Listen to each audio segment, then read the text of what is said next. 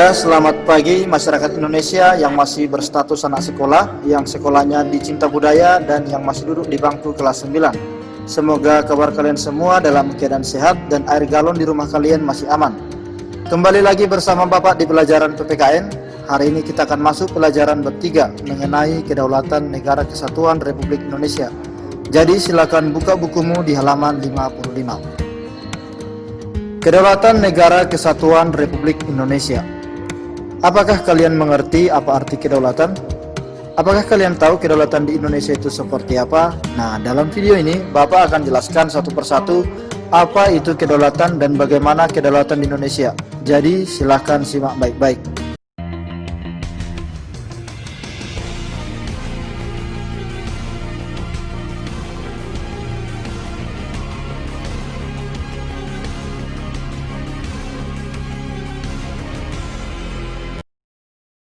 Kata kedaulatan merupakan kata serapan dari bahasa Arab, yaitu daulah, yang artinya kekuasaan tertinggi. Jadi berbicara mengenai kedaulatan, artinya kita sedang membicarakan kekuasaan tertinggi.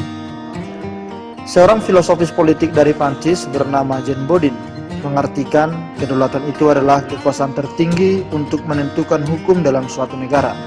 Saya ulangi, kedaulatan itu adalah kekuasaan tertinggi untuk menentukan hukum dalam suatu negara, yang artinya pemegang kedaulatan di sebuah negara lah yang berwenang untuk membuat hukum. Di Indonesia sendiri, hukum itu diterapkan ke dalam peraturan atau undang-undang. Jadi siapa yang berwenang untuk membuat hukum di Indonesia? Mari kita lihat Undang-Undang Dasar 1945 Pasal 20 Ayat 1 yang berbunyi, Dewan Perwakilan Rakyat memegang kekuasaan membentuk undang-undang. Jadi, di Indonesia yang berwenang membuat undang-undang adalah Dewan Perwakilan Rakyat. Yang artinya, kedaulatan di Indonesia berada di tangan rakyat. Hal itu juga dapat kita lihat dalam Undang-Undang Dasar 1945 Pasal 1 Ayat yang kedua, yang berbunyi, kedaulatan berada di tangan rakyat dan dilaksanakan menurut Undang-Undang Dasar. Jadi sangat jelas bahwa kedaulatan di negara kita ini berada di tangan rakyat. Oleh karena itu, kedaulatan rakyat membawa konsekuensi bahwa rakyat adalah pemegang kekuasaan tertinggi dalam kehidupan bermasyarakat dan bernegara. Sampai di sini bisa dipahami ya.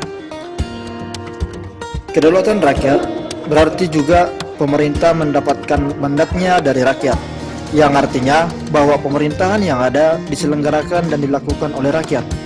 Hal ini disebut juga dengan pemerintahan demokrasi, dari rakyat, oleh rakyat, dan untuk rakyat. Lalu dari mana kita tahu bahwa rakyat itu terlibat dalam membuat peraturan?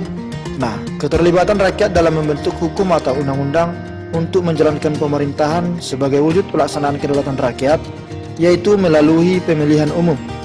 Kenapa dari pemilihan umum? Nah, kan tadi kita bahas bahwa kedaulatan itu adalah kekuasaan untuk membentuk undang-undang. Nah, di Indonesia yang berwenang membuat undang-undang adalah DPR. Jadi DPR ini adalah hasil dari pilihan rakyat. Begitu juga dengan pejabat pemerintah lainnya adalah hasil pilihan rakyat, seperti presiden, gubernur, bupati, dan wali kota. Itu semua adalah pilihan rakyat. Itulah tanda bahwa rakyat Indonesia memiliki kedaulatan tertinggi di Indonesia, karena seluruh pimpinan di lembaga pemerintahan adalah hasil dari pilihan rakyat. Nah, sampai di sini bisa dimengerti anak-anak ya. Sekarang kita masuk ke sifat-sifat kedaulatan. Kedaulatan Indonesia memiliki 4 sifat pokok, yaitu yang pertama memiliki sifat asli, artinya kekuasaan tidak berasal dari kekuasaan lain. Kekuasaan di Indonesia tetap berasal dari rakyat Indonesia sendiri. Yang kedua, kedaulatan bersifat permanen, artinya kekuasaan itu tetap ada sepanjang negara Indonesia tetap berdiri, walaupun pemerintahnya sudah berganti. Di Indonesia sudah 7 kali pergantian presiden, dan Indonesia tetap masih negara yang berdaulat. Yang ketiga, memiliki sifat tunggal, artinya kekuasaan itu merupakan satu-satunya dalam negara dan tidak dibagikan kepada badan-badan lain.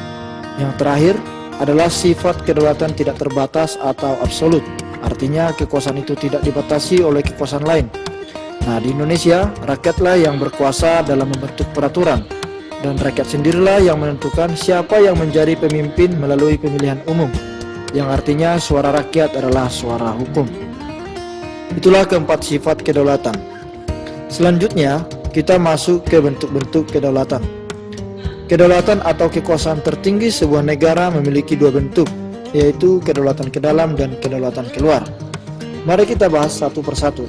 Yang pertama, kedaulatan ke dalam. Artinya bahwa bangsa yang merdeka memiliki kekuasaan untuk menyusun dan mengatur organisasi pemerintahan sendiri menurut kehendak bangsanya sendiri, serta kekuasaan untuk mengelola semua yang ada di wilayahnya yang mengandung sumber daya alam, baik di darat, di laut maupun udara, untuk kemakmuran rakyatnya tanpa campur tangan dari negara lain berdasarkan peraturan perundang-undangan yang berlaku.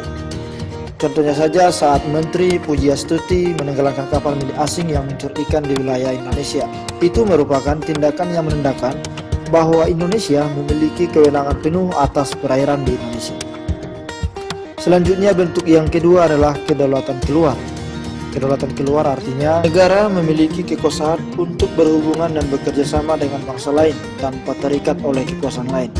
Contohnya, Indonesia mengadakan perjanjian dengan negara lain, menyatakan perang atau perdamaian, ikut serta dalam organisasi internasional seperti ASEAN, WHO, dan lain-lain. Contoh peristiwa yang terjadi baru-baru ini yaitu militer Indonesia mengadakan kerjasama dengan negara Palestina, yaitu yang menghalau tank milik Israel memasuki wilayah Palestina, sehingga menggagalkan perang antara Palestina dan Israel. Itulah penjelasan mengenai bentuk-bentuk kedaulatan. Silakan kamu catat materi ini sehingga jika kamu ingin mengulanginya, kamu tinggal membaca apa yang sudah kamu catat. Apabila ada yang belum dimengerti, silakan kirim pertanyaan kamu ke WhatsApp grup PPKN. Sampai di sini pelajaran kita hari ini. Minggu depan kita akan masuk ke materi teori kedaulatan. Saya Ganda Silalahi bersama Bu Priska Purba dan segenap kru yang bertugas yang berjumlah 2 orang pamit undur diri. Tetap semangat dan jaga kesehatan. Arigato gozaimasu, yang artinya terima kasih dan sampai jumpa.